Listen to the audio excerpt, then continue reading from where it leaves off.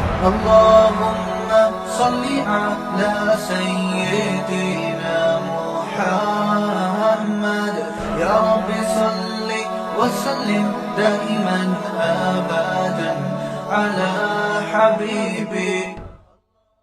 اللہ تعالیٰ صحیح طرح سے بات کہنے کی، سننے کی، سمجھنے کی اور عمل کی اللہ توفیق عطا فرمائے. قرآن مجید کا جو موضوع ہے وہ ہے اخلاقیات، انسان کو اندر سے ٹھیک کیا جائے. میڈیکل سائنس کا جو موضوع ہے وہ ہے انسان کو باہر سے ٹھیک کیا جائے. گھٹنوں میں درد ہے ڈاکٹر ٹھیک کر دے گا، دل میں پین ہو رہا ہے ڈاکٹر ٹھیک کر دے گا. لیکن جو اندر کی بیماریاں ہیں جس کو روحانی بیماریاں کہتے ہیں، آپ کے دل میں حسد ہے، بغض ہے، دنیا کی محبت ہے، تکبر ہے، تو یہ چیزیں ڈاکٹروں کا کام نہیں ہے ٹھیک کرنا، بلکہ یہ ڈاکٹروں میں بھی ہو سکتی ہیں. ہو سکتی کیا ہیں؟ ہوتی ہیں. یہ سائنسدانوں میں بھی ہوتی ہیں، سیاستدانوں میں بھی ہوتی ہیں.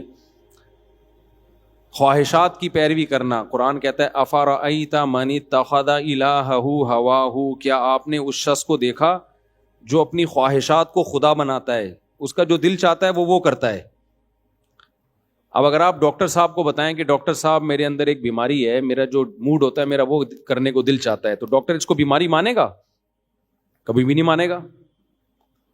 لیکن اللہ کہتے ہیں کہ یہ بہت بڑی بیماری ہے، بلکہ اللہ تعجب کر رہے ہیں، یعنی ظاہری لحاظ سے تعجب کہ وہ شخص افرأیت، یہ تعجب کا صیغہ ہے. آپ بتائیے کہ اس شخص کی حالت کتنی عجیب ہے جو ہے انسان لیکن پیچھے کس کے چلتا ہے؟ اپنی خواہشات. وہ کہتا ہے میرا دل یہ چاہتا ہے میں یہ کروں گا، یہ دل چاہتا ہے میں یہ کروں گا، یہ دل چاہتا ہے تو میں یہ کروں گا.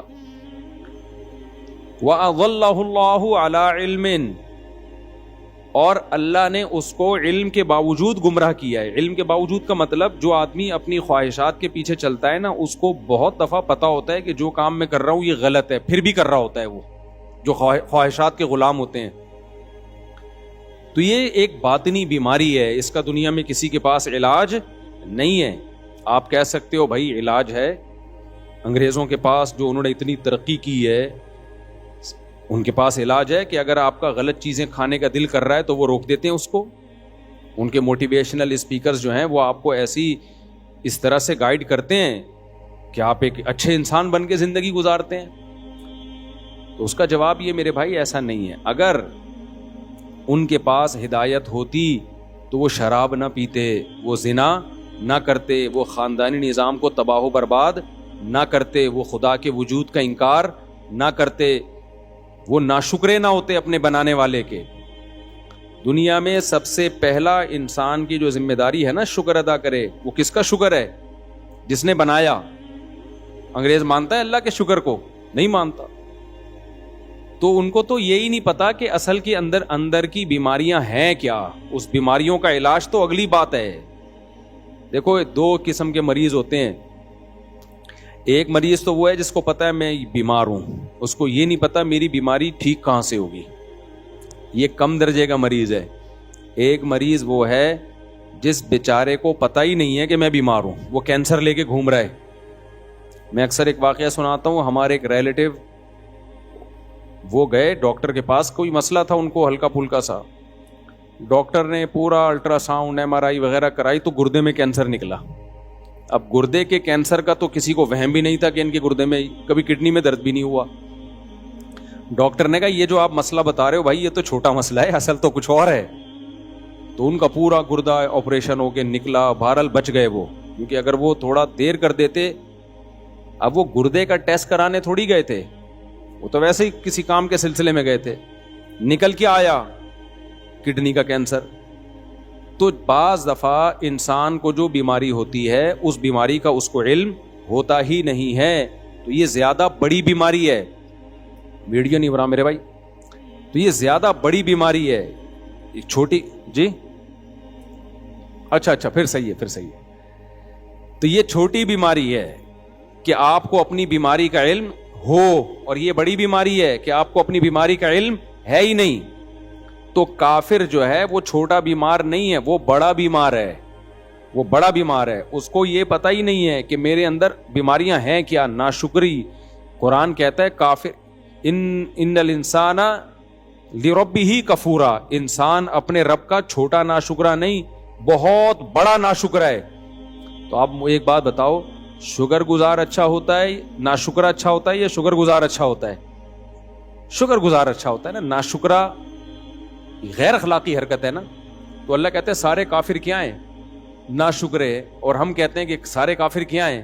مسلمانوں سے اچھے. ہم کہہ رہے ہوتے ہیں نا منہ سے، ارے مسلمانوں سے اچھے ہیں، تو اللہ ان کو یہ کیوں کہہ رہا ہے کہ بہت بڑے ناشکرے ہیں؟ یہ وجہ کیا ہے کہ وہ یہ فیصلہ ہی نہیں کر پا رہے ہیں کہ اصل بیماری ہے کیا، غیر اخلاقی کام ہے کیا. انہوں نے خود سے غیر اخلاقی اور اخلاقی کا معیار متعین کر لیا. خود سے زنا کرنے والے کو برا نہیں سمجھتے، وہ ماں باپ کے ساتھ برا سلوک کرنے والے کو برا نہیں سمجھتے، وہ شراب پینے والے کو برا نہیں سمجھتے، وہ اللہ کا انکار کرنا، اللہ کے ساتھ غیروں کو شریک کرنا، اس کو برا نہیں سمجھتے وہ.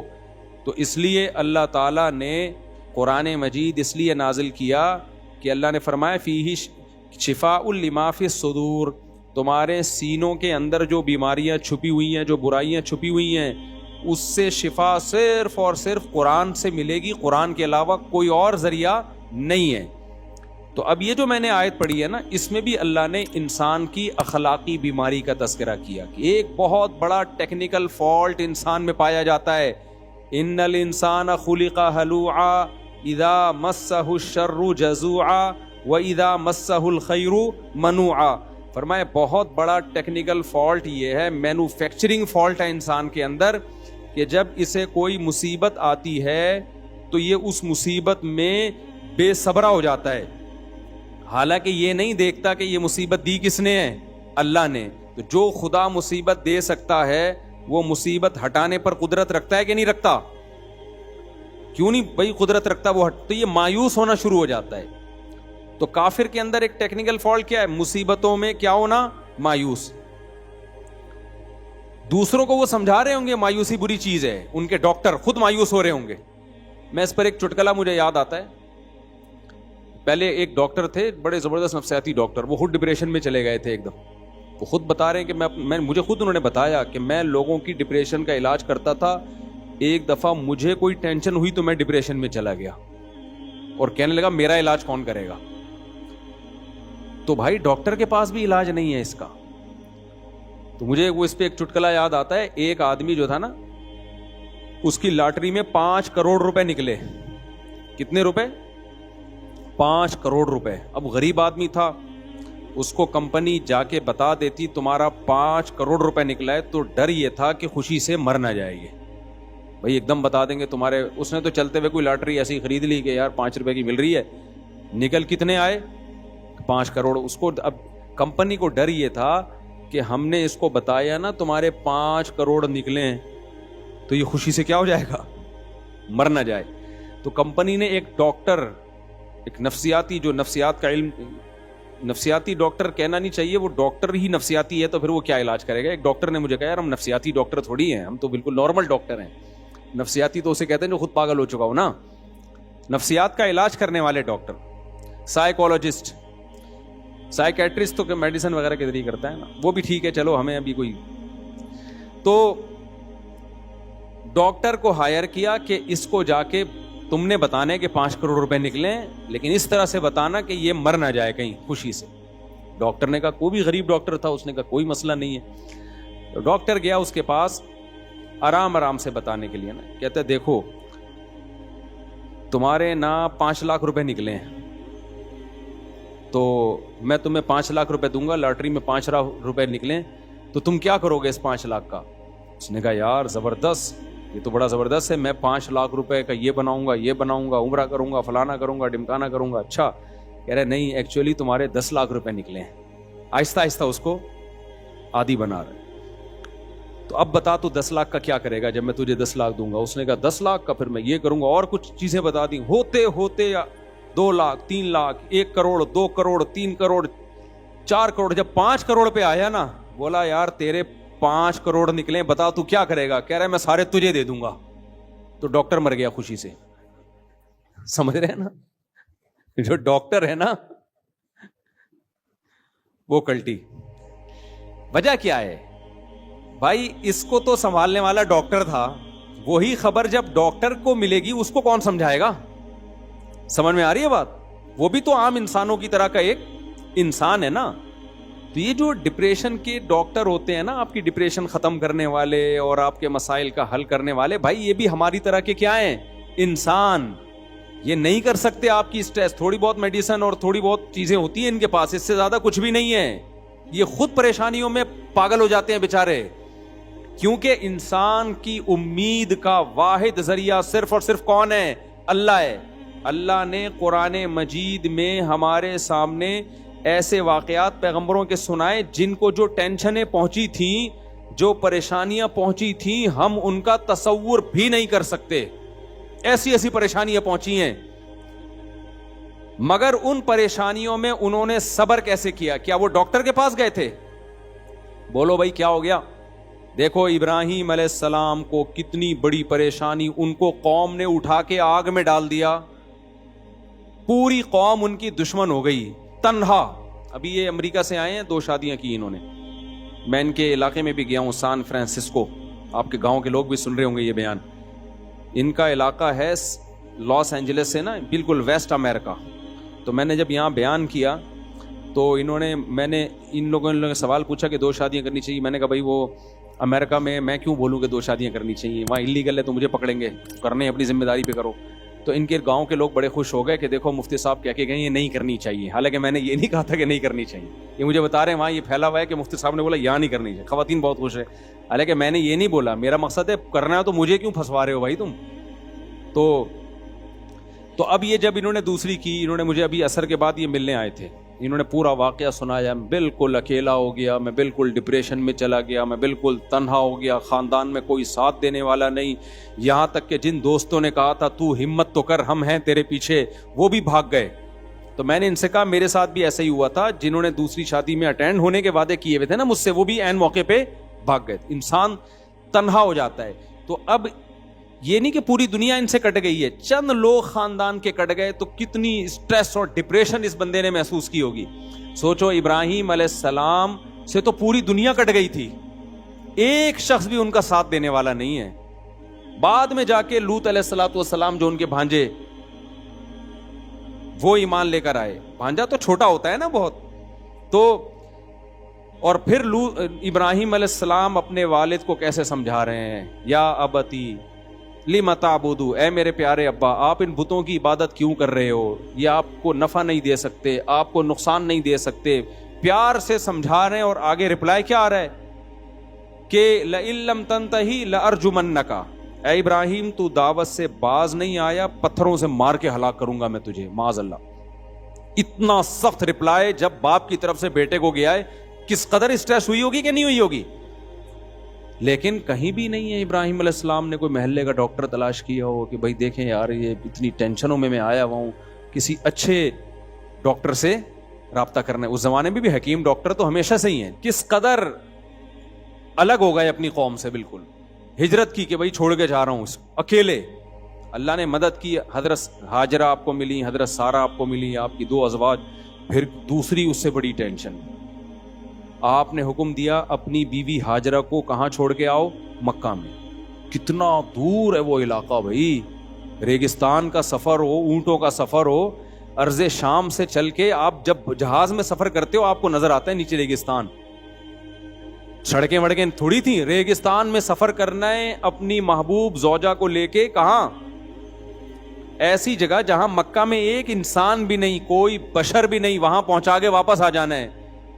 کس قدر اسٹریس اور ٹینشن کا کام ہے یا نہیں ہے.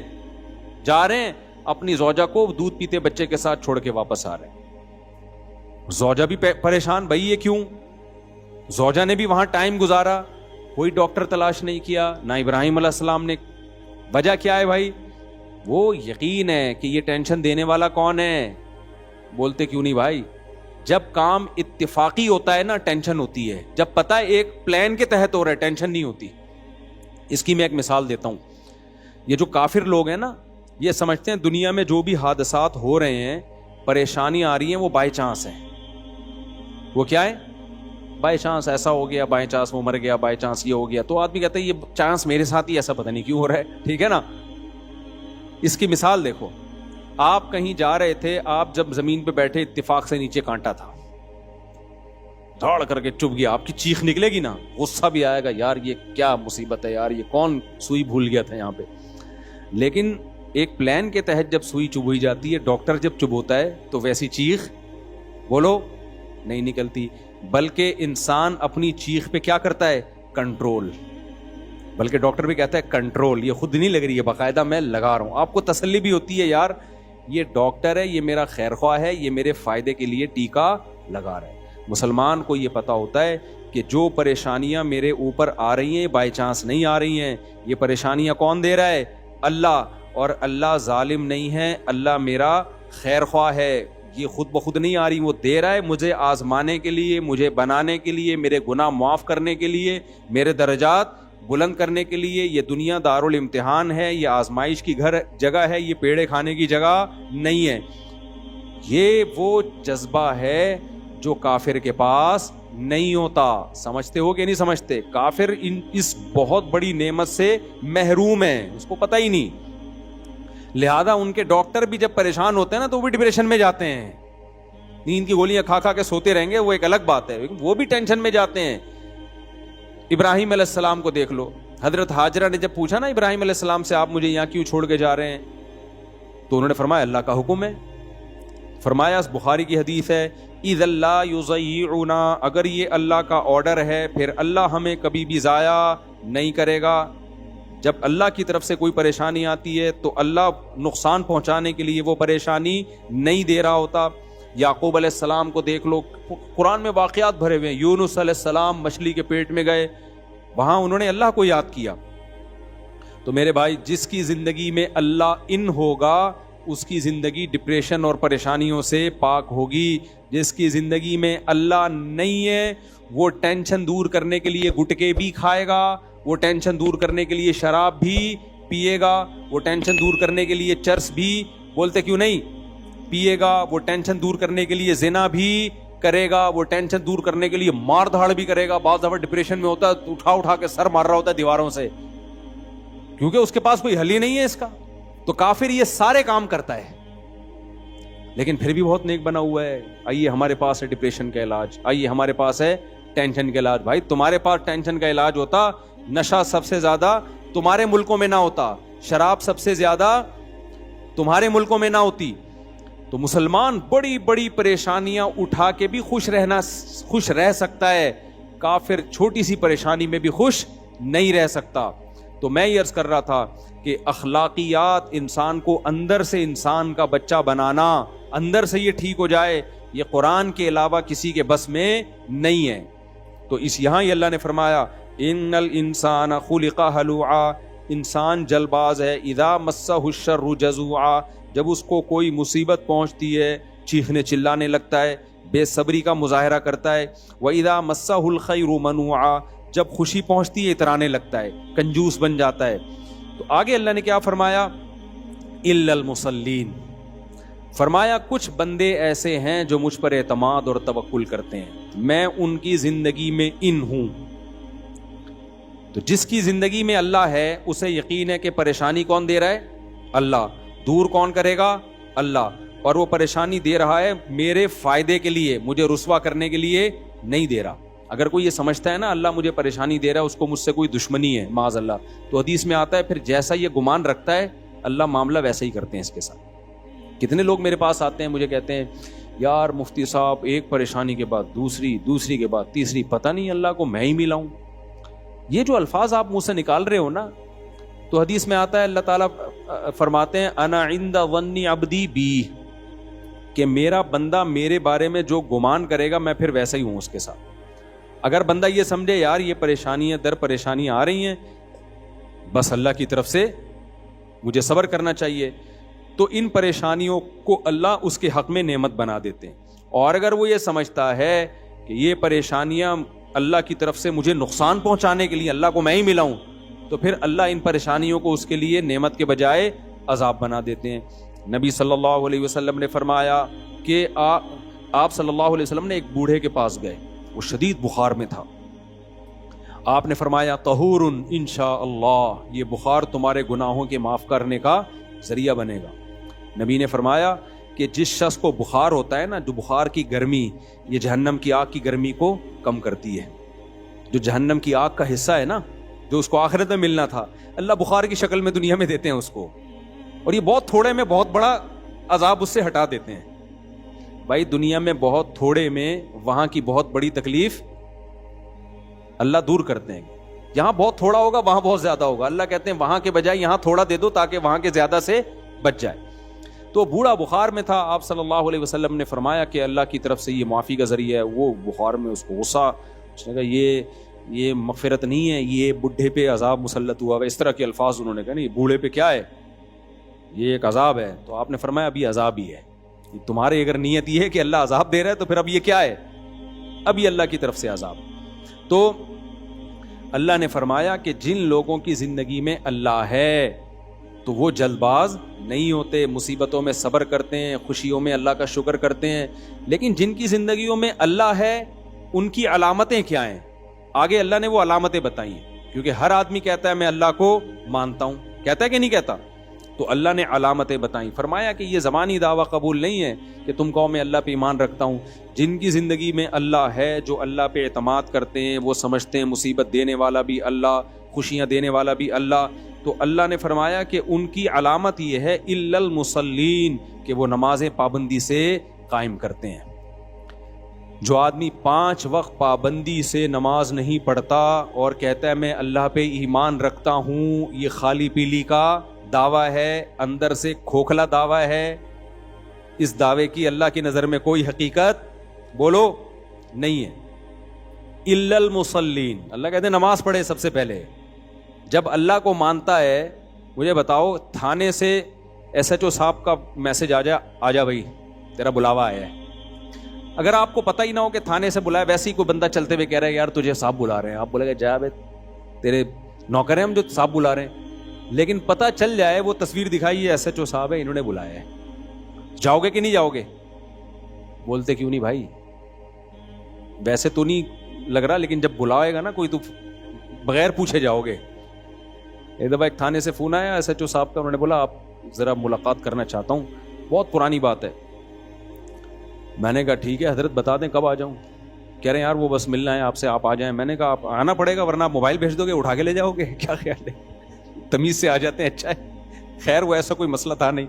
تو مولانا تھانوی رحمہ اللہ تعالیٰ کے پاس جب کوئی انگریز کی حکومت کی طرف سے کوئی نوٹس آتا نا کہ کورٹ میں آ جائیں تو وہ چلے جاتے. کسی نے کہا کافروں کی حکومت ہے، آپ ایک نوٹس پہ عدالت پہنچ جاتے. انہوں نے کہا حکومت تو ہے نا، چاہے کافروں کی ہو مسلمانوں کی، تمیز سے نہیں گئے تو کیا کریں گے، اٹھا کے لے جائیں گے. تو بہتر نہیں عزت کے ساتھ چلے جاؤ. تو فنٹر گیری اچھی نہیں ہوتی، اپنی حیثیت دیکھنی چاہیے انسان کو. بعض لوگ فنٹر بنتے ہیں پھر بعد میں اس سے بھی زیادہ ان کو رسوا ہونا پڑتا ہے. اب دیکھو جب کسی بڑے کی طرف سے دعوت آئے، ڈی ایس پی نے بلایا، ایس ایس پی نے بلایا، فلاں کرنل نے بلایا، فلانے نے بلایا، بادشاہ نے بلایا، وزیر اعظم نے بلایا، سعودی عرب میں بادشاہ سلامت نے کسی کو بلایا، فلاں کو میرے پاس لے کر آؤ. اگر آپ کو یقین نہیں ہے نا کہ فلاں نے بلایا ہے تو آپ انکار کر دو گے. آپ بولو گے مذاق کر رہا ہے. آپ کیا بولو گے؟ ابے مذاق کر رہا ہے، مجھے کیوں بلائے گا بادشاہ، مجھے کیوں بلائے گا شہزادہ، مجھے کیوں بلائے گا ایس ایس پی. لیکن اگر آپ کو یقین ہے نا کہ اس نے بلایا ہے تو آپ اس کی دعوت کو ٹھکرا سکتے ہو کیا؟ بولو ٹھکراؤ گے بشرطے کے محلے سے بھاگنے کا پروگرام ہو، اگلی فلائٹ سے ملک چھوڑنے کا پروگرام ہو، کبھی بھی نہیں ٹھکراؤ گے. تو اللہ کہتے ہیں جو مجھے مانتا ہے نا، جب میری طرف سے ندا لگتی ہے حی علی الصلاح، آؤ کس کی طرف؟ نماز کی طرف. اور اس کو یقین ہے کہ یہ صدا کون لگا رہا ہے؟ مؤذن اللہ کے حکم پہ. کافر کہتا ہے اللہ کی طرف سے صدا یہ ہے ہی نہیں، یہ مسلمانوں کا اپنا کلچر ہے اذان. ہم کیا کہتے ہیں یہ صدا کس کی طرف سے ہے؟ بولتے کیوں نہیں بھائی، یہ اللہ کی طرف سے ہے بھائی. مؤذن تو ایک اپنی ڈیوٹی پوری کر رہا ہے. نبی صلی اللہ علیہ وسلم نے جب حضرت بلال کو اذان سکھائی ہے نا، تو یہ اذان نبی کو کس نے سکھائی ہے؟ اللہ نے. حضرت عمر کو بھی خواب آیا، زید ابن ارقم کو بھی خواب آیا. جب مسلمانوں نے طے کیا نا بھائی ہم 5 وقت، اللہ نے نماز فرض کی 5 ٹائم، تو مسلمان آ جاتے تھے 5 ٹائم پہ. صحابہ کے درمیان مشورہ ہوا, نبی صلی اللہ علیہ وسلم نے مشورہ کیا ہم لوگوں کو بتائیں کیسے کہ جماعت کا ٹائم ہو رہا ہے. پہلے گھڑیاں تو تھی نہیں, بھائی کوئی ایسا طریقہ ہونا چاہیے ہم لوگوں کو بتائیں تاکہ لوگ اس ٹائم پہ آ جائیں. تو اعلان کیا ہو, تو کسی نے کہا بھائی عیسائی لوگ جیسے وہ بجاتے ہیں, کوئی سائرن بجاتے ہیں, گھنٹی بجاتے ہیں, کچھ ہندوؤں کے مندروں میں گھنٹیاں بجتی ہیں, تو ہم بھی ایسا کریں گے. اللہ کو یہ بات پسند نہیں تھی. اللہ اس امت مسلمہ کو ایک اعزاز دینا چاہتے تھے. کتنا بڑا اعزاز کہ اس امت مسلمہ کے ذریعے فضاؤں میں گھنٹیاں نہ گونجیں, اللہ اکبر کی تکبیریں گونجیں. پوری دنیا میں کہیں نہ کہیں ہر وقت اللہ اکبر کا نعرہ بھی لگ رہا ہے, اشہد اللہ الہ الا اللہ کا نعرہ بھی لگ رہا ہے, اشہد ان محمد رسول اللہ صلی اللہ علیہ وسلم کا نعرہ بھی. پیغمبر کی رسالت کی صدائیں بھی پوری دنیا میں ہر وقت گونج رہی ہیں, فجر میں بھی, ظہر میں بھی, عصر میں بھی, مغرب میں بھی, عشاء میں بھی. اللہ کی کبریائی, اللہ کی توحید بھی. اللہ یہ چاہتے تھے اس امت مسلمہ کو اعزاز دینا, تو اللہ نے حضرت عمر کو بھی خواب دکھایا, حضرت زید ابن ارقم کو بھی. یہ دونوں نبی کی خدمت میں گئے, بتایا, آپ نے فرمایا, حدیث کا مفہوم بیان کر رہا ہوں, یہ کس کی طرف سے ہے؟ اللہ کی طرف سے. اللہ ہمیں بتا رہا ہے کہ نماز کے لیے جب تم نے لوگوں کو بلانا ہے, گھنٹیاں نہیں بجانی اور نہ سائرن بجانے ہیں, تم نے کیا کرنا ہے؟ صدائیں بلند کرنی ہے, اللہ اکبر اللہ اکبر. اتنی سی نماز ہے, اس کی دعوت کتنی بڑی ہے آپ دیکھو. دیکھو مجھے ایک بات بتاؤ, جب بھی دنیا میں کوئی کام ہوتا ہے نا, ایک دفعہ اگر ہو تو اس کے اعلان کی ضرورت ہوتی ہے. جو کام 5 ٹائم بار بار ہونا ہے تو ہر بار اعلان کی ضرورت ہوتی ہے. یار آپ اسکول کو دیکھ لو نا, یا آپ آفس میں جب جاتے ہو تو آفس میں آپ کو بتا دیا جاتا ہے روزانہ 9 بجے آپ نے آنا ہے. گورنمنٹ کا آفس ہے تو اس میں بتا دیا جائے گا رات شام 2:30 بجے آپ نے یہاں صبح پہنچنا ہے. گورنمنٹ میں صبح 2:30 بجے بجتے ہیں گورنمنٹ کے اداروں میں, تو آپ نے صبح کتنے بجے پہنچنا ہے؟ یہاں پہ 9 بجے پہنچنا ہے. ایک دفعہ بتا دیں گے نا بھائی اب خود آ جایا کرو, یہ نہیں کہ ہم بھونبو لے کے تمہارے گھر میں پہنچا کریں گے 9 بجے گئے آ جا بھائی. بار بار ضرورت ہوتی ہے بتانے کی نا. تو اللہ میاں نے بھی بتا دیا بھائی فجر کا یہ ٹائم ہے, ظہر کا سورج ڈھل جائے گا تو ٹائم ہے, عصر جب ہر چیز کا سایہ 1 مثل اور یا 2 مثل جو علماء کا اختلاف ہے, اور پھر مغرب غروب آفتاب کے بعد عشاء جب شفق غائب ہو جائے تو بس کافی تھا.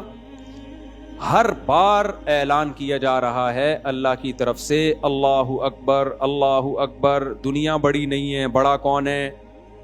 اللہ سب سے بڑا ہے. کیونکہ جب اذان ہوتی ہے تو ہمیں دنیا اپنی طرف کھینچتی ہے. ڈرامہ, فلم, کاروبار, ملازمت, جاب, کسٹمر, یہ سب چیزیں کیا کر رہی ہوتی ہیں؟ بولو, کھینچ رہی ہوتی ہیں. مؤذن کو کہہ دیا اللہ نے کہ ان کو بتا دو یہ چیزیں بڑی نہیں ہیں, بڑا کون ہے؟ اللہ. یہ بالکل ایسے ہی ہے جو ایس ایچ او والی مثال, ایک طرف ایس ایچ او بلا رہا ہے, ایک طرف گلی کا چپڑاسی بلا رہا ہے. آپ کہہ رہے ہو میں چپڑاسی کی دعوت پہ جاؤں گا, اگلا بولے گا بیٹا چپڑاسی چھوٹا ہے, تھانے دار کیا ہے, بڑا ہے, وہاں چلا جا ورنہ وہ نہیں چھوڑے گا تجھے, اس کو بعد میں نمٹا لینا. کہتے ہیں کہ نہیں کہتے؟ بھائی تجھے تیرا باپ بلا رہا ہے, ادھر چلا جا. تو باپ کی دعوت کو ٹھکرا رہا ہے اور ماموں کی دعوت پہ جا رہا ہے, تو بے وقوف ہے یا نہیں ہے؟ باپ پہلے ہے, باقی سب کون ہے؟ بعد میں. تو اللہ تعالیٰ بھی قرآن میں کہتے ہیں کہ اذان کے ذریعے یہ کہلوایا اللہ اکبر, اللہ سب سے بڑا ہے. یہ بتا دیا کہ اب اس کے آرڈر کے آگے بیوی, بچے, باپ, ماں, کاروبار, بزنس, جاب, ملازمت سب کیا ہیں؟ چھوٹے ہیں, بہت چھوٹے ہیں. کس قدر موٹیویشن ہے. پھر 1 بار نہیں 4 بار. پھر میں گواہی دیتا ہوں اللہ کے سوا کوئی عبادت کے لائق نہیں ہے. جب نہیں ہے تو کس کی عبادت کی جائے گی؟ کس کو مانا جائے گا؟ اللہ کو. اور ہم جو یہ کہہ رہے ہیں شیطان وسوسہ دل میں ڈال سکتا ہے, بھائی ہو سکتا ہے یہ مسلمانوں نے خود سے عبادت کا ایک طریقہ ایجاد کر لیا ہو سکتا ہے خود سے کسی مولوی صاحب نے فتویٰ دے دیا ہو کہ اللہ اکبر کہہ کے لوگوں کو بلایا کرو. نہ ہم گواہی دیتے ہیں اشہد ان محمد رسول اللہ, میں گواہی دیتا ہوں کہ محمد صلی اللہ علیہ وسلم اللہ کے رسول. تو جو پیغمبر ہیں انہوں نے یہ دعوت ہمیں سکھائی ہے, تو یہ پیغمبر کی دعوت نہیں ہے. میسنجر کا کام اپنا پیغام پہنچانا نہیں ہوتا, میسنجر کا کام اس کا پیغام جس کے وہ میسنجر ہیں. تو محمد صلی اللہ علیہ وسلم اللہ کے میسنجر ہیں, لہذا یہ آپ کا اپنا پیغام نہیں ہے. یہ کس کا پیغام ہے؟ اللہ کا ہے. اللہ کہہ رہے حی علی الصلاۃ, کتنی زبردست دعوت ہے.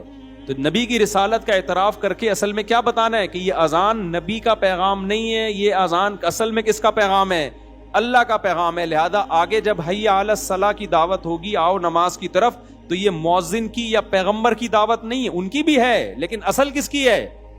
وہ تو نقل کرنے والے ہیں. اصل یہ اللہ کہہ رہے ہیں حی علی الصلاح. ہم کیوں نہیں آتے نماز کے لیے؟ اس لیے کہ ہم سمجھتے ہیں مؤذن صاحب کہہ رہے ہیں. جب اذان ہو رہی ہے تو کہتے ہیں مؤذن کہہ رہے ہیں اللہ اکبر اللہ اکبر، مؤذن اذان دے رہا ہے. حی علی الصلاح کہہ رہا ہے مؤذن، کہتے ہیں یار مؤذن صاحب کو چونکہ تنخواہ ملتی ہے لہذا اس نے تو ٹائم پہ کیا کہنا ہے؟ حی علی الصلاح ہی کہنا ہے. 2 دفعہ حی علی الصلاح کہنا ہے، 1 دفعہ بھی کہے گا تو تنخواہ کیا ہو جائے گی؟ ابے کوئی حی علی الصلاح 1 دفعہ کہہ کے نکل لے پتلی گلی سے، اس کو مؤذن کو پوری تنخواہ ملے گی؟ مجھے لگ رہا ہے آپ لوگ کی سمجھ میں آ نہیں رہا بیان. مؤذن 1 دفعہ بھی 1 لفظ بھی چھوڑ دے تنخواہ پوری ملے گی؟ اس کو نہیں ملے گی. لوگ پکڑ کے ماریں گے اذان تو پوری دے. تو ہم یہ سمجھ رہے ہوتے ہیں یہ حی علی الصلاح، آؤ نماز کی طرف، یہ اعلان مؤذن کر رہا ہے. میرے بھائی یہ ہماری غلط فہمی ہے، مؤذن نہیں کر رہا. یہ کون کر رہا ہے اعلان؟ یہ اللہ کہہ رہے حی علی الصلاح، حی علی الفلاح. ہاں مؤذن کا مقام بلند ہے، اس لیے کہ وہ اللہ نے جو اس کے ذمہ ڈیوٹی لگائی وہ اس ڈیوٹی کو پوری کر رہا ہے. اس لیے جب بھی کہیں جنگلوں میں نماز پڑھا کرو نا تو خود اذان دینے کی کوشش کیا کرو. نبی صلی اللہ علیہ وسلم نے فرمایا کہ سب سے اونچی گردن قیامت کے دن مؤذن کی ہوگی. یہ کنایہ ہے عزت سے، کیونکہ وہ 5 ٹائم اللہ کا اعلان فضاؤں میں بلند کرتا ہے. ہمارے حضرت کے ایک شاگرد تھے، شاگرد تو نہیں مرید تھے، وہ PIA میں بہت بڑے آفیسر تھے، بہت بڑے آفیسر، سینئر ترین آفیسر تھے وہ. لیکن جب وہ دارالفتہ آتے نا ہمارے حضرت کے ہاں تو اذان وہ خود دیا کرتے تھے. ان کی کوشش ہوتی جب میں ہوں تو میں ہی اذان دوں، کسی اور کو نہیں اذان دینے دیتے تھے. تو کمال ان کا یہ نہیں تھا کہ اذان دیتے تھے، کمال یہ تھا کہ جب کوئی ان سے ملتا کہ آپ کیا کرتے ہیں تو کہتے تھے میں مفتی رشید احمد صاحب کے ہاں مؤذن ہوں. وہ اپنے اس عہدے کا نہیں بتاتے تھے کہ میں PIA میں اتنا بڑا آفیسر. بھائی پوچھتے ہیں آپ کیا ہو؟ کہتے ہیں میں کیا ہوں بھائی؟ میں مؤذن ہوں. کہتے ہیں یار اتنا پڑھا لکھا آدمی، انگلش ٹھش ٹھش بولتا ہے اور ایسے گیٹ اپ سے بھی لگتا ہے کوئی بڑا آدمی ہے، کھاتا پیتا، اور کام کیا کر رہی ہے مؤذن؟ وجہ کیا تھی؟ وہ کہتے تھے بھائی قیامت کے دن میرا مؤذن ہونا یہ میرے لیے زیادہ بڑا اعزاز ہوگا، PIA کا آفیسر ہونا زیادہ بڑا اعزاز نہیں ہوگا.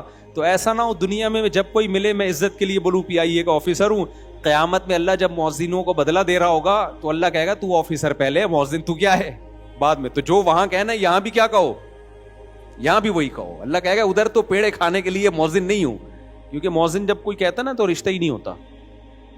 ہمارے محلے میں ایک صاحب تھے، ان کی بھی جاب تھی اچھی، ان کو بھی شوق تھا یار چلو میں بھی اذان دے دیا کروں جا کے، کبھی کبھار وہ بھی اذان دیتے. یہ میرے سامنے کا واقعہ ہے. ان کے رشتے والے آئے، لڑکی والے گھر میں آ کے بیٹھے ہوئے، وہ سامنے بیٹھے ہیں، لڑکی والے ادھر، لڑکے والے سامنے. یہ لڑکا کہیں چلا گیا اذان دینے، اذان کا ٹائم ہو گیا تھا. حالانکہ اس کی اچھی جاب بھی تھی ایک الگ سے، پراپر مؤذن نہیں تھا یہ چلا گیا. ہماری مسجد میں وہاں نا جہاں ہم پہلے رہا کرتے تھے پراپر مؤذن نہیں تھا. امام صاحب نے کہا تھا بھائی جن جن کو اذان دینے کا شوق ہے سب دے سکتے ہیں، کوئی ایک آدمی نہیں ہے، جس کو دل چاہتا ہے اذان دے آ کے. تو وہ گئے اذان دینے کے لیے. لڑکی والے نے لڑکے والوں نے فخر سے بتایا یہ ہمارا بیٹا اذان دے رہا ہے. ان کا خیال تھا کہ وہ تو خوش ہو جائیں گے، مسلمان ہیں. تو لڑکی کے ابا نے کہا اچھا یہ آپ کا بیٹا اذان دے رہا ہے؟ ہاں. ہم نے نہیں کرنی بھائی، یہاں پہ ہم مولویوں سے شادی نہیں کرتے، تو ہم مولویوں کو نہیں دیتے اپنی بیٹی. وہ رشتہ ہی توڑ کے چلے گئے. یار ابے بھائی تو اس کو ملو تو صحیح، تم دیکھو تو صحیح، اس کو نہیں بس اذان کیوں دے رہا ہے یہ تو مولانا نکلا. مجھے ایک جگہ گھر چاہیے تھا کرائے پہ گھر چاہیے تھا. یہ کچھ وقت پرانی بات ہے. تو میں نے کسی کے ذمے لگایا، اسٹیٹ ایجنٹ کے گھر وزٹ کیا، دیکھا بڑا زبردست. تو میں نے اسٹیٹ ایجنٹ سے کہا کہ یار ان لوگ کو بتا دینا میں ایگری ہوں. اسٹیٹ ایجنٹ، وہ کوئی خاتون اس گھر کی مالک تھی، اسٹیٹ ایجنٹ نے ان کو بتایا کہ خاتون ہے، ان سے رابطہ کیا اور کہا کہ یہ مفتی صاحب ہیں، وہ گھر لینا چاہتے ہیں. تو اس خاتون نے ان کو آڈیو بھیجی، وہ آڈیو اس نے مجھے بھیج دی. خاتون، یہ مفتیوں کو ہم نے گھر نہیں دینا ہے. مطلب کوئی نارمل قسم کے لوگ لے کر آؤ، مفتیوں کو ہم نے گھر، ایسا تنزیہ. ابھی بھی وہ آڈیو میں سنا سکتا ہوں، ابھی میرے موبائل میں پڑی ہوئی ہے اس خاتون کی آڈیو آپ، لیکن وہ سمجھ جائے گی کہ میری بات ہو رہی ہے اس لیے میں سنا نہیں رہا. وہ میں نے واٹس ایپ پہ سنبھال کے رکھی ہوئی ہے. مفتیوں کو ہم نے گھر نہیں دینا. تو میں نے کہا بھائی نہیں دینا تو اس کو نہ دو, ہمیں کیا دوسرا کوئی گھر لے لیں گے, کیا خیال ہے, اللہ کی زمین چھوٹی تھوڑی ہے. خیر, تو کہاں سے کہاں بات چلے گی, جلدی سے بات کو سمیٹتا ہوں میں. تو اللہ کی طرف سے یہ مؤذن کی اپنی آواز نہیں ہے بھائی. اگر مؤذن کی اپنی آواز ہوتی تو مؤذن ہمارا ماموں لگتا ہے جو ہم اس کی دعوت پہ لبیک ہیں. کیا خیال ہے, مؤذن کہ حی علی السلام کہیں چل میں آ رہا ہوں, ہمارا ابا کہے گا نہیں میں نے بلایا تھا اس دن آیا نہیں تھا تو, اور مؤذن سے تیرے بڑے تعلقات ہیں, ایک دفعہ حی علی السلام بول دیا اٹھ کے جا رہا ہے. تو ہم کیوں جاتے ہیں, ہم کہتے ہیں بھائی یہ مؤذن کی آواز نہیں ہے, یہ کس کی دعوت ہے, یہ اللہ کی دعوت ہے. حی علی الصلاۃ, آؤ کس کی طرف, نماز کی طرف. حی علی الفلاح, پھر اللہ کہتے ہیں آؤ کامیابی کی طرف. دو چیزیں روکتی ہیں, ایک آپ اس دعوت کو ویلیو نہیں دے رہے, جیسے کوئی چپڑاسی بلا رہا ہو اور ایس ایچ او بلا رہا ہو اور آپ ویلیو نہ دے رہے ہو ایس ایچ او کو, تو اگلا کیا کہے گا, ابے یہ تھانے دار ہے تجھے بلا رہا ہے, تو چپڑاسی کی دعوت پہ لبیک کہہ رہا ہے. جیسے قرآن نے کہا نا اللہ اکبر, یہ دنیا سب اللہ کے مقابلے میں کیا ہے, چھوٹی ہے, اللہ سب سے بڑا ہے, تو بڑا ہے اس کی دعوت پہ جا. دوسری چیز جو انسان کو روکتی ہے اس دعوت سے وہ لالچ. بعض دفعہ چپڑاسی کی دعوت پہ چلا جاتا ہے, ایس ایچ او کی دعوت پہ نہیں جاتا, اسے پتا ہے چپڑاسی کی دعوت میں 1 کروڑ روپے ملیں گے, ایس ایچ او صاحب پتہ نہیں چائے پلائیں گے, کیا پلائیں گے, کیا ہوگا, کل چلا جاؤں گا, پرسوں چلا جاؤں گا. بعض دفعہ یہ بھی ہوتا ہے. تو نماز میں بھی جب اللہ اذان میں ہمیں بلاتے ہیں نا حی علی الصلاۃ, آؤ نماز کی طرف, تو ہمیں اللہ اکبر سے یہ تو پتا چل گیا کہ اللہ سب سے بڑا ہے بھائی. اب دکان چھوٹی, باقی تمام چیزیں چھوٹی, سب سے بڑا کون, اللہ. لیکن شیطان کہہ سکتا ہے بھائی اللہ بڑا تو ہے, لیکن ملے گا کیا وہاں جا کے, دکان پہ بیٹھا رہے گا, بے شک چھوٹی ہے, کسٹمر بھی تو ہے نا, پیسہ بھی تو ہے, کوئی بات نہیں, چھوٹے کی دعوت پہ لبیک کہہ لو, پیسہ مل رہا ہے. بڑے کی دعوت پہ لبیک کہو گے, مسجد جاؤ گے, امام صاحب چندہ ہی مانگ لیں گے اور تو کچھ بھی نہیں ہوگا, کوئی 50 روپے بھی نہیں ملیں گے. فجر پڑھ کے, ظہر پڑھ کے, عصر پڑھ کے, تو خالی پیلی کچھ بھی حاصل ہونے والا نہیں ہے. ادھر نماز چھوڑوں گا تو ڈرامہ پورا چلے گا میرا, ٹھیک ہے نا, کرکٹ کا میچ آ رہا ہے, آخری چھکا چل رہا ہے, آخری بال چل رہی ہے, کیسے جذبات ہیں یار, یہ سین رہ جائے گا, انڈیا پاکستان کا میچ ہے, بعد میں لوگوں کے بتانے میں وہ مزہ تھوڑی آئے گا.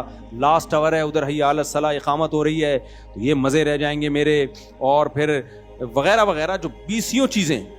تو اس لیے اللہ نے اس اشکال کا بھی جواب دیا کہ اللہ کی دعوت پر لبیک اس لیے بھی کہو کہ سب سے بڑا ہے, اور حی علی الفلاح, اللہ جو تمہیں بلا رہا ہے نا نماز کی طرف, اس میں کامیابی ہے.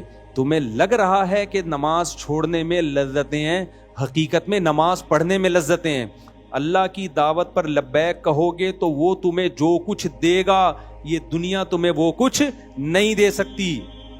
مالا عین الرات, وہ کچھ ملے گا جو نہ کسی آنکھ نے دیکھا, ولا اذن سمعت, نہ جو نہ کسی کان نے سنا, ولا خطر علی قلب بشر, کسی انسان کے دل میں ان لذتوں کا خیال بھی نہیں آ سکتا. آپ سوچنا شروع کرو نا جنت کے عیش کو, تو سوچتے سوچتے جو آپ کی انتہا ہوگی نا, جنت اس سے آگے سے شروع ہوگی. ایسی عیش کی زندگی, دنیا میں بھی سکون مل جاتا ہے نمازی کو, صرف آخرت کی بات نہیں ہے. تو اس لیے اللہ نے فرمایا چھوٹی کامیابی نہیں, فلاح کہتے ہیں بہت بڑی کامیابی, حی علی الفلاح. تو میرے بھائی اتنی لمبی تقریر 5 ٹائم اللہ کی طرف سے ذمہ داری ہے مؤذن کی, تم ان کو کہو, لیکن اللہ نے کہا مؤذن کو اپنا میرا پیغام پہنچا دو, کسی کے گھر جانے کی تمہیں اجازت نہیں. ایسا نہیں ہے کہ اب نہیں آ رہا تو پیچھے سے پولیس آ رہی ہے آپ کو نکالنے کے لیے, کہ اللہ نے ایسے جو آپ کو بلائے گا نا, آپ نہیں جاؤ گے تو پیچھے موبائل آئے گی, بولے گا تیرے کو تمیز سے بلایا, آ نہیں رہا, چل. لیکن اللہ یہ کام نہیں کرتا. اللہ مؤذن کو کہے گا پیغام دے دے, فضاؤں میں میری صدا گونجے, ان کے کان تک آواز پہنچ جائے, اس کے بعد کیا کرنا ہے؟ اللہ کہتے ہیں چھوڑ دو, چھوڑ دو. زبردستی نہیں جانا, کسی کے گھر سے گھسیٹ کے اس کو نماز کے لیے نہیں نکالنا. وجہ ہے یہ آزمائش کے خلاف ہے. میں نے ایک دن رکھا ہوا ہے کہ میں دیکھ رہا ہوں, چیک کر رہا ہوں کون میری دعوت پر لبیک کہتا ہے اور کون میری دعوت پر لبیک نہیں کہتا, بس نوٹ کر رہا ہوں میں. تو ہم جو سمجھتے ہیں نا کہ ہم نمازیں چھوڑتے ہیں کچھ بھی نہیں ہو رہا, بھائی اللہ کہہ رہا ہے میں تجھے ہر بار یاد دلاتا ہوں.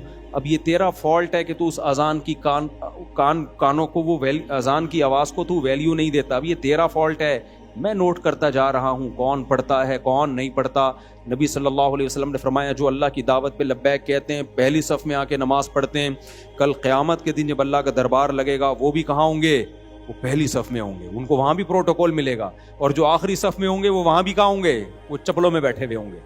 اور جو آتے ہی نہیں ہوں گے وہ دربار میں بیٹھنے کی ان کو اجازت ہی نہیں ہوگی. سورہ معارج میں اللہ نے کیا فرمایا؟ سورہ قلم میں فرمایا کہ یوم یکشف عن ساق ویدعون الی السجود, قیامت کے دن اللہ اپنی تجلی کو ظاہر کریں گے تو لوگ جب اللہ کو کی زیارت کریں گے نا تو اہل ایمان سجدے میں گر جائیں گے. اس سجدے میں ان کو اتنی لذت ہوگی, اس سے پہلے کبھی کسی چیز میں ان کو ایسی لذت محسوس نہیں ہوگی. اتنی لذت ہوگی اللہ کے کو جب زیارت ہوگی نا تو سجدے میں. تو اللہ نے فرمایا کچھ لوگ ایسے ہوں گے جن کی کمر تختے کی کر دی جائے گی. اس وقت وہ سجدہ کرنا بھی چاہیں گے, ان سے سجدہ نہیں ہوگا. یہ کون لوگ ہوں گے؟ فرمایا کہ یہ وہ لوگ ہیں جن کو دنیا میں سجدے کے لیے بلایا جاتا تھا. وَهُمْ يَسْتَكْبِرُونَ, یہ تکبر کرتے تھے, کہتے تھے ہمارے پاس ٹائم بولو نہیں. کہتے تھے یہ تو مولویوں کا کام ہے جو فارغ ہیں, یہ تو فضول لوگوں کا کام ہے, جو بالکل فارغ لوگوں کا کام ہے.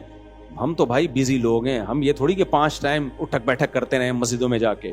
تو اللہ کہیں گے کہ ان کی کمر تختے کی کر دی جائے گی, ان کو سجدے کی توفیق نہیں ملے گی, کیونکہ دنیا میں جب سجدے کے لیے بلایا جاتا تھا یہ تکبر کیا کرتے تھے. آج یہ سجدہ کرنا چاہیں گے لیکن اللہ ان کو سجدے کی توفیق اللہ ان سے چھین لے گا.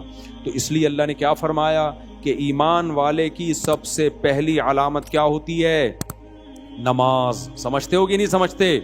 تو اس لیے اپنے آپ کو نماز کا پابند بناؤ. الا المصلین الذین هم علی صلاتهم دائمون. بس یہ آیت کر کے اپنے بیان کو ختم کرتا ہوں. اللہ نے یہ بھی فرمایا کہ نماز پڑھتے نہیں ہیں, نہ اتنا کافی نہیں ہے, کیونکہ ہر مسلمان کبھی نہ کبھی پڑھ لیتا ہے نماز. اگر ایسا ہوتا نا نماز پڑھنے پہ اللہ راضی ہو جاتا تو سارے مسلمانوں سے اللہ راضی ہوتا.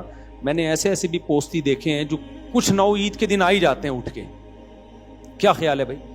اور ایسے بھی پوستی دیکھے ہیں کہ عید کے دن نہیں ہوگا تو چلو زندگی میں ایک آدھ دفعہ کہتے ہیں چلو یار کیا جا رہا ہے. تو پڑھنے پر نہیں ہے. فرمایا ہم علی صلاتہم دائمون, پابندی کرتے ہیں, دوام. نہ سفر میں نماز چھوٹتی ہے, نہ حضر میں نماز چھوٹتی ہے, نہ شادی بیاہ میں نماز چھوٹتی ہے, نہ میتوں میں نماز چھوٹتی ہے, نہ بارشوں میں نماز چھوٹتی ہے, نہ قحط میں نماز چھوٹتی ہے, نہ حضر میں نماز چھوٹتی ہے, نہ صحت میں نماز چھوٹتی ہے, نہ بیماری میں نماز چھوٹتی ہے, نہ خوشیوں میں, نہ غموں میں, نہ جہاز میں, نہ ٹرین میں, نہ بس میں, نہ کشتیوں میں. آج اچھے نمازیوں کو دیکھا ہے جہاز میں پوستیوں کی طرح پڑے ہوئے ہوں گے. ابے لمبا سفر ہے, کہہ رہے ہیں یار اب جہاز میں کیسے پڑھیں بھائی, جہاز میں کیسے پڑھیں بھائی. اللہ نے حکم دیا کھڑے ہو کے نہیں پڑھ سکتے, بیٹھ کے نہیں پڑھ سکتے, لیٹ کے. اگر نماز قضا کرنے کی اسلام میں کوئی گنجائش ہوتی تو میدان جنگ میں گھوڑے کی پشت پہ جب گھمسان کی جنگ ہو رہی ہوتی اس وقت اللہ کہتا کیا کرو, چھوڑ دو. وہاں اجازت نہیں دی ہے تو آپ ماموں کی شادی میں جا رہے ہو بس میں بیٹھ کے, اس میں کہاں سے اجازت مل گئی کہ بس میں سفر ہو رہا ہے ہمارا؟ نہیں آ رہی میرا خیال ہے بات سمجھ میں. تو اس لیے میرے بھائی یہ آپشنل نہیں ہے نماز, یہ کیا ہے؟ ضروری. خواتین جو نماز پڑھتی ہیں ان کے بھی بڑے مسائل ہیں. حیض و نفاس کے مسائل سیکھتی نہیں ہیں وہ, ان کو پتہ ہی نہیں چلتا ہم نے کب پاک ہوئے کب ناپاک تھے. جب عورت کو مینسز آنا بند ہو گئے, اب بعض دفعہ کیا ہوتا ہے کسی خاتون کو رات کو 3-4 بجے مینسز آنا بند ہو گئے, ان کا ٹائم گزر گیا, اب عشاء کی نماز فجر فرض ہو گئی کہ نہیں ہو گئی؟ بولو نا. بلکہ اس وقت کی عشاء بھی فرض ہو گئی, کیونکہ صبح صادق سے پہلے اگر بند ہو گئے تو اس کا مطلب عشاء کا ٹائم مل گیا. وہ دیکھتی نہیں ہے, تو صبح اٹھ کے ان کو اندازہ ہوگا چلو جی پاک ہو گئے ہیں. تو اب آپ کو کیا پتا پاک عشاء میں ہوئے تھے فجر میں ہوئے تھے, کیا پتا آپ کو؟ تو ایسے ہم نے دیکھا ہے کہ بہت سی خواتین کو اس کا ہوش ہی نہیں ہے, وہ حیض و نفاس کے مسائل سیکھتی نہیں ہیں. ڈاکٹر بن گئی ہیں, انجینئر بن گئی ہیں, سائنٹسٹ بن رہی ہیں, پائلٹ بنایا جا رہا ہے, آرمی میں بھیجا جا رہا ہے. عورت کو چاہیے ہر شعبے میں آگے بڑھے, مرد کے شانہ بشانہ, عورت کسی سے کم نہیں ہے. بھائی سب سے پہلے کیا سیکھنا ہے؟ اللہ کو کیسے راضی کرنا ہے, نماز کیسے پڑھنی ہے. طہارت کے مسائل نہیں آتے. کتنی پڑھی لکھی ہوں گی, طہارت کے مسائل نہیں آتے. ہم جب کہتے ہیں بھائی بہشتی زیور خرید کے گھر میں رکھ لو, جامع رشید نے آسان کر کے چھاپ دیے تسہیل بہشتی زیور کے نام سے. اس میں حیض و نفاس کے مسائل سیکھ لو تو خواتین کو اپنی انسلٹ محسوس ہوتی ہے. میں میڈیکل سائنس کی طالب علم ہوں, میں بہشتی زیور نہیں پڑھوں. یہ کیا مولویوں کی لکھی, میں ڈاکٹروں کو پڑھ رہی ہوں, میں لیب میں میرا آپریشن چل رہا ہے, میں مولویوں کی بہشتی زیور کتاب پڑھوں گی. میں کر لو تکبر میرے بھائی, یہ چل رہا ہے مارکیٹ میں, تو آپ تکبر کر لو. اللہ کو آپ کے میڈیکل سائنس سے زیادہ دلچسپی کس میں ہے؟ نماز میں. یہ اللہ کی بات ہے, میری بات ہوتی تو آپ اعتراض کر سکتے تھے. میں تو اللہ کا پیغام آپ تک پہنچا رہا ہوں. اللہ کی نظر میں سب سے زیادہ ویلیو کس کی ہے؟ میڈیکل سائنس کی بھی ہے, میں اس کی نفی نہیں کر رہا. ڈاکٹر سارے مر جائیں گے تو ہم کہاں سے, کس کا علاج کس سے کرائیں گے ہم؟ تو لیکن پہلے کس کی ویلیو ہے اللہ کی نظر میں؟ نماز کی. تو جب نماز کی ویلیو ہے تو نماز کے مسائل کی بھی سب سے زیادہ ہے کہ نہیں ہے؟ ہمارے نبی صلی اللہ علیہ وسلم جب کوئی غیر مسلم مسلمان ہوتا تھا اس کو سب سے پہلے طہارت کے حکام سکھاتے تھے. آپ عورت کے لیے بھی سب سے پہلے جو مسائل سیکھنا ضروری ہے وہ کون سے حکام ہیں؟ طہارت کے. غسل کب فرض ہوتا ہے؟ غسل فرض ادا کیسے ہوتا ہے؟ خواتین کے تو مینسز ہوتے ہیں, نفاس کا خون ہے, کب بلیڈنگ بند ہوگی تو وہ پاک سمجھی جائیں گی, کب ناپاک سمجھی جائے گی. یہ سارے مسائل, اس کا تعلق کس سے ہے؟ نماز سے. تو پہلے زمانے میں تو لوگ سکھایا کرتے تھے اپنی بچیوں کو, کتابیں دیا کرتے تھے. اب ہر کتاب آپ کو گھر میں, بہشتی زیور ایک ایسی کتاب ہے, پورے بر صغیر میں رواج تھا کہ بچی کو جہیز میں کون سی کتاب دی جائے گی؟ بہشتی زیور, تاکہ وہ مسائل تو پڑھے نہ جا کے. اب وہ کتاب بھی کیا ہو گئی ہے, مارکیٹ سے شارٹ, بس علماء کے گھروں میں رہ گئی ہے. تو پتہ ہی نہیں ہوتا, موٹے موٹے حیض و نفاس کے مسائل پتہ نہیں ہوتے. تو طہارت کے احکام سیکھنا, ان احکام پہ عمل کرنا, اور والذین هم علی صلواتہم دائمون. اللہ کہتے ہیں نمازوں کو پڑھنا نہیں بلکہ پابندی کرنا. تو آپ جب ٹریول کیا کرو نا, سفر میں لمبی ٹریولنگ ہو, پہلے اندازہ لگا لو کون سی نماز کہاں آ رہی ہے. اب کیا کرتے ہیں لوگ, بسوں میں جا رہے ہیں, ظہر کا ٹائم داخل ہو چکا ہے, ہوٹل پہ اس نے روکا, آپ کو پتا ہے یار وقت داخل ہو گیا, کھانے کے لیے اترے, ظہر پڑھ لو, نہ بیٹھا ہوا ہے ٹیٹ بن کے. پھر بس میں جب بیٹھے, بس چلی ہے, اب 1 گھنٹے بعد ڈرائیور سے کہہ رہا ہے یار ظہر کے لیے روک. وہ کہہ رہا ہے بھی روکی تو تھی میں نے نماز, یعنی کھانے کے لیے, وہ تو کھانے کے لیے روکی تھی نا, نماز کے لیے دوبارہ روک. تو یہ اس کی علامت ہے کہ آپ کو خود فکر نہیں ہے. اگر آپ نمازی ہوتے نا, آپ خود ٹائم کو مینج کرتے, یار اس وقت کھانے کے لیے روکے گا اور نماز کا بھی ٹائم ہو چکا ہوگا اس وقت, تو میں اس وقت پڑھ لوں گا. کتنے لوگ ہیں موبائل میں اپلیکیشن, اب تو موبائل میں اپلیکیشن آ گئی ہیں نمازوں کی.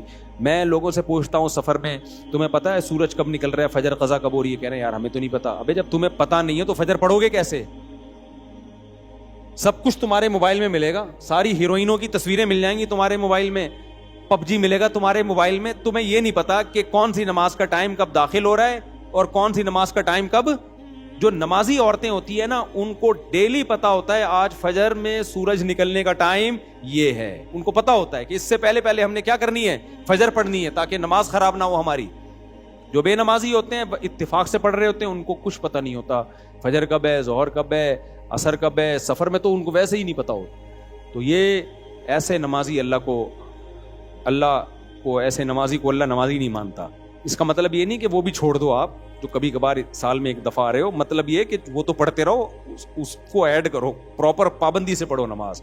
تو اللہ تعالیٰ نے, میں خلاصہ بس 2 جملے میں بیان کر کے بیان ختم کرتا ہوں. اللہ تعالیٰ نے کیا فرمایا کہ اخلاقی برائیوں سے پاک کون ہوگا, ڈپریشن سے پاک کس کی زندگی ہوگی؟ جس کی زندگی میں اللہ ان ہو. اور صرف ظاہری طور پہ نہیں, اس کی کچھ علامتیں, ان میں پہلی علامت کیا ہے؟ نماز پر پابندی. اور آگے بھی اللہ نے کچھ علامتیں ذکر کی ہیں جو انشاءاللہ ہم اگلے بیان میں اس کا تذکرہ کروں گا. اللہ تعالیٰ سمجھنے کی, عمل کرنے کی توفیق عطا فرمائے. وما علینا الا البلاغ.